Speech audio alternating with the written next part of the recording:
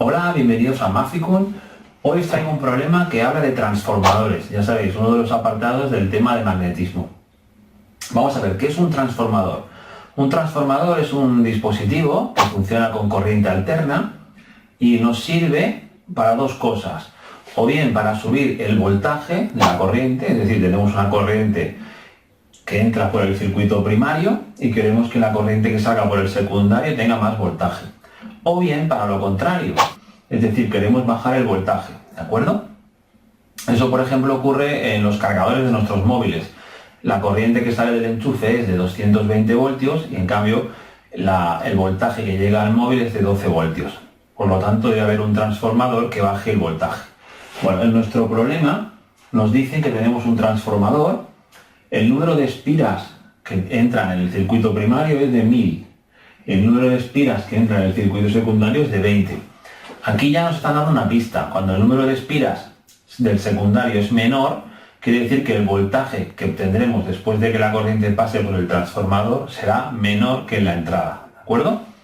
Entonces, lo que nos están preguntando es cuál es el voltaje del circuito secundario. ¿De acuerdo? Entonces, debemos tener en cuenta que un transformador, el flujo magnético que atraviesa el primer circuito es igual al flujo magnético que atraviesa el segundo circuito. Es decir, la corriente alterna entra por este circuito, cualquier corriente eléctrica genera un campo magnético y el flujo que se genera que atraviesa el primer circuito coincide con el del segundo. Por lo tanto, teniendo en cuenta esto y aplicando la ley de Faraday, acordaros que la corriente inducida es igual a la variación del flujo respecto al tiempo, llegamos a esta expresión. Esta expresión nos va a servir para poder saber cuál es el voltaje del secundario. ¿Por qué? Aplicamos esta expresión, el potencial o el voltaje del primario son 220, serían 220 entre el número de espiras del primario, que son 1000, pues entre 1000, y eso tiene que ser igual a la incógnita, que es el potencial del secundario partido del número de espiras del secundario, que son 20. ¿De acuerdo?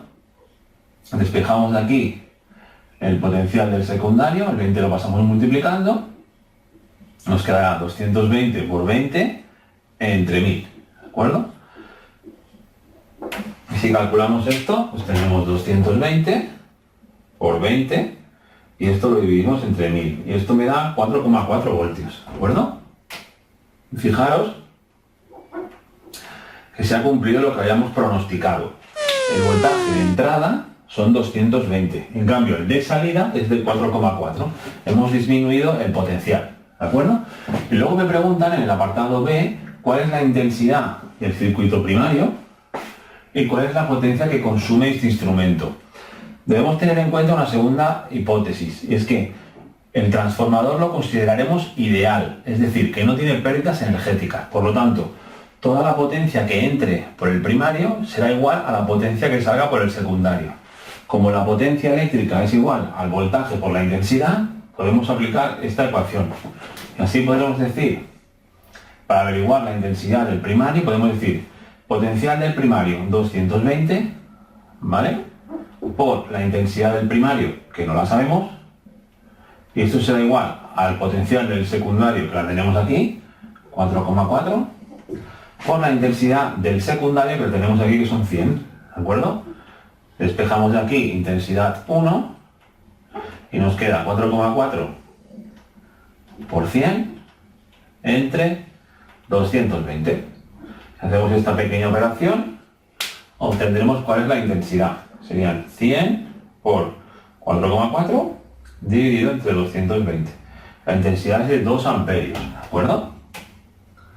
2 amperios. Lo cual es normal, porque si la intensidad en el secundario es de 100, la intensidad en el primario debe ser menor, ¿de acuerdo? Y nos queda por último calcular la potencia. La potencia consumida la podemos calcular tanto con los datos del primario como los del secundario, porque habíamos supuesto que no hay pérdidas energéticas. Por lo tanto, si cogemos los datos del primario, simplemente tendremos que multiplicar el voltaje por la intensidad. El potencial es de 220 y la intensidad del primario es de 2. Esto da 440 vatios. ¿de acuerdo? Bueno, pues ya hemos terminado. Espero haberos ayudado y nos vemos en el siguiente problema. Y recordad que la física bien explicada, además de fácil, puede ser muy divertida. Hasta luego.